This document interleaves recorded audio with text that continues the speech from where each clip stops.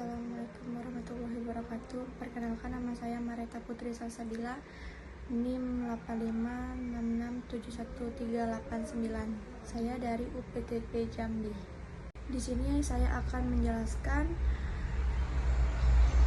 proses lahirnya Pancasila, BPUPKI, Piagam Jakarta, dan PPKI.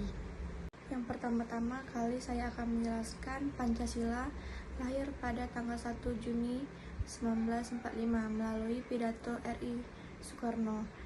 Dalam sidang pertama BPUPKI sebagai dasar negara Indonesia merdeka, konsep 5 prinsip dasar yang diusulkan Soekarno tersebut kemudian disempurnakan oleh Panitia 9 dalam Piagam Jakarta dan disahkan secara resmi oleh PPKI pada 18 Agustus 1945. Sidang BPUPKI 29 Mei sampai 1 Juni 1945. BPUPKI Badan Pendidikan Usaha Persiapan Kemerdekaan Indonesia.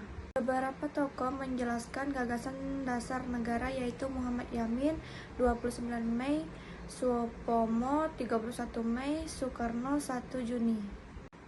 Pidato Soekarno 1 Juni 1945. RI Soekarno menyampaikan pidato tentang dasar negara Indonesia merdeka yang melalui nama yang dinamakan Pancasila, Panca-5 Sila Dasar Asas.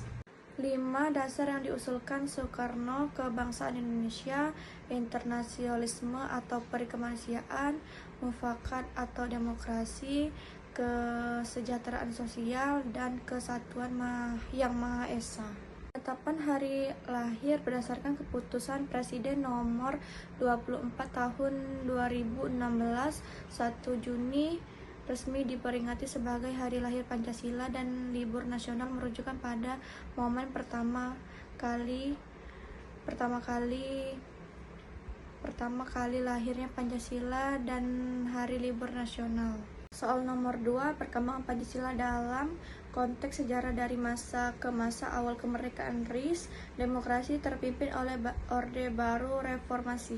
Perkembangan Pancasila dari masa ke masa mengalami kedinamika yang signifikan, mulai dari pemutusan dari tahun 1945, penerapan yang baru ditantangkan di awal kemerdekaan, menyampaikan ideologis kemerdekaan, menyampaikan Orde Lama, menyerangkan Orde Baru, hingga penguatan kembali sebagai nilai dasar pada era reformasi. Awal kemerdekaan 1945 sampai 1959, Pancasila resmi disahkan sebagai dasar negara pada tanggal 18 Agustus 1945. Masa Republik Indonesia Serikat atau RIS 1949 sampai 1950, Indonesia berubah menjadi negara federal, mempengaruhi penerapan Pancasila karena adanya konstitusi RIS yang berada dengan UUD Undang-Undang Dasar 1945. Demokrasi terpimpin 1959 sampai 1966 melalui Dekret Presiden 5 Juli 1959, Undang-Undang Dasar 1945 dilakukan kembali, namun penerapan Pancasila di era ini sering menyimpang, cenderung menjadi alat kekuasaan Presiden Soekarno dan bergeser menuju ideologi Nasakom, nasional agama komunis. Orde Baru 1966 sampai 1998, pemerintahan Soekarno berupaya memurnikan pelaksanaan Pancasila dengan menetapkan sebagai asas tanggal diperkenalkan program P4, pedoman penghayatan dan pengalaman Pancasila. Era reformasi 1998, sekarang setelah jatuhnya Soeharto, penerapan Pancasila menghadapi tantangan kebebasan dan ideologi baru, namun diupayakan untuk revisasi sebagai dasar negara yang demokrasi baru, namun diupayakan untuk direvitalisasi. Itulah jawaban saya pada tugas ke-1.